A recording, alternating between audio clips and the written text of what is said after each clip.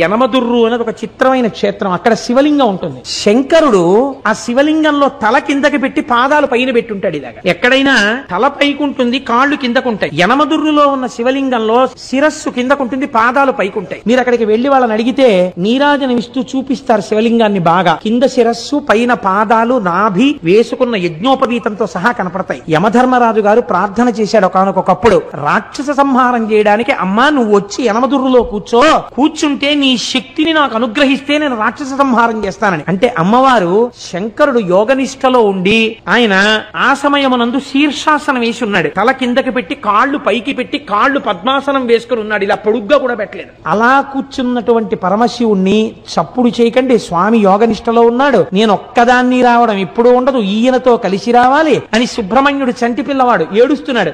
ఏడుస్తున్న సుబ్రహ్మణ్యుణ్ణి ఒళ్ళో పడుకోపెట్టుకుని స్తన్యమిస్తూ శంకరుణ్ణి ఓ చిక్కన్ లాంటి దాంట్లో పెట్టుకుని ఎత్తి పట్టుకొచ్చేసింది ఆవిడ శక్తి స్వరూపం. ఎత్తి పట్టుకొచ్చి దేవాలయంలో పెట్టి కూర్చుంది. తానే ఒక పుష్కరిణి సృష్టించింది. అక్కడ ఆ ఎదురుగుండా ఉన్న కోనేటిలో ఉన్న నీటితోనే అన్నం వండుతారు స్వామికి మహానైవేద్యానికి. ఆ నీళ్లతో వండకుండా మీరు ఎంత గొప్ప అగ్నిహోత్రం మీద ఎంత గొప్ప మినరల్ వాటర్ తీసుకొచ్చి వండినా సరే రాత్రి వరకు వండినా బియ్యం ఉడకవట.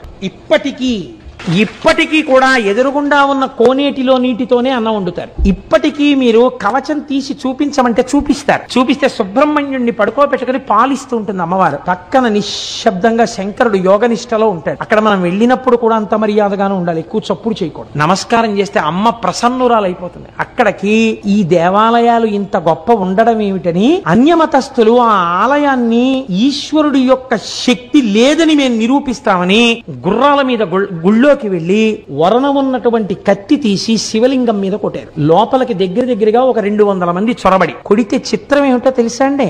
శివలింగం పగిలిపోవాలి. శివలింగం మీద కత్తి వాటు పడింది. తెగిపోతే ఎలా పడుతుందో అలాగే పడింది. పక్కన అమ్మవారు ఉంది, అంతే. ఎక్కడ నుంచి పడ్డాయో తెలియదు. పెద్ద బండరాళ్లు పడి లోపలికి వెళ్లిన 200 మంది నజ్జైపోయారు. శివలింగం అలాగే ఉంది. మీరు ఇప్పటికీ ఆ కవచం తీసి చూపిస్తే వాళ్ళని అడిగితే చూపిస్తారు, కత్తివాటు ఉంటుంది శివలింగం మీద. అమ్మవారు ఇప్పటికీ శక్తి స్వరూపిణి అయి ఆ యనమదుర్రు గ్రామంలో లోకాన్ని కాపాడుతూ ఉంటుంది.